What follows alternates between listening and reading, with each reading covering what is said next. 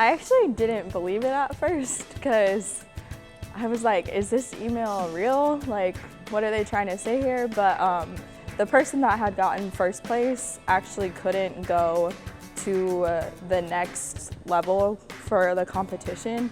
And so they reached out to all the people in second place and said, if you're interested in going to Atlanta for the national conference and want to participate in the president's poster competition, then let us know, send us your poster. And it was just 4 of us, I believe, that they sent it to. And I was like, does this mean I got second place? Like, okay.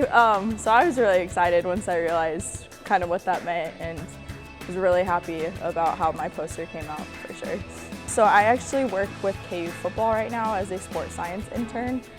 So we do a lot of data collection with them, and they have a great sports science initiative over there, specifically looking at monitoring training loads. So my poster was looking at specifically the relationship between external and internal loads, where external loads is anything that the body is doing or the work that's being done by the body, whereas internal loads is how your body's responding physiologically to those loads. So specifically when you're talking about fall training camp, where these higher loads, higher demands are being placed on the body to get the athletes ready for the competition season, we definitely want to make sure that we're monitoring those training loads and understanding that relationship so we can manipulate some of those loads correctly to basically enhance the athlete's response to what's going on during fall training camp. So my poster looked at specifically external training loads through GPS metrics, which we get through Catapult, basically like an inertial movement system that we put on the guys during practice. And we look at things like player load, which is kind of an arbitrary unit of how much work the body's doing, as well as total distance and total duration of the practice as well. And then for internal load, we were specifically looking at the soreness scores that we get from XA-Score, which is a daily questionnaire app that the football players have to come into every single day before breakfast.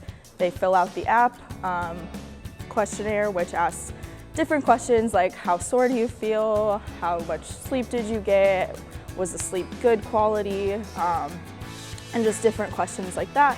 But I specifically chose to look at just soreness for that internal load metric. And then we essentially found results-wise that as you go through fall training camp, our soreness scores actually went up, which makes sense as the loads are continuing to go up.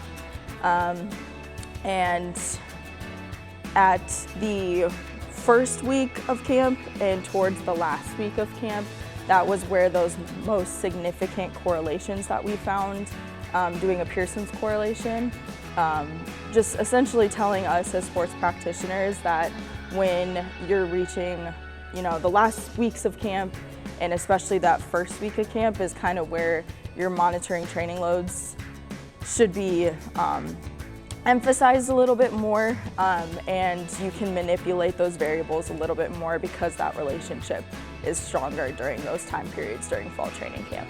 We actually, and Coach Sleeve has talked about this, or Coach Gildersleeve, who's our head strength coach, actually pays attention to our external training loads a lot and sees how that relationship is affecting our players. And based off of that internal load or that internal response from our players, we will often tweak some of that external training load. So making practice shorter, or pulling guys from reps, and that kind of sort of thing. Oh, it's been great. I love every day. Every day feels like it doesn't feel like a job to me. It feels super fun, and it's really rewarding to see some of the back end of sports science and how that can affect some of our player performance and player health, and it's been just a really fun time.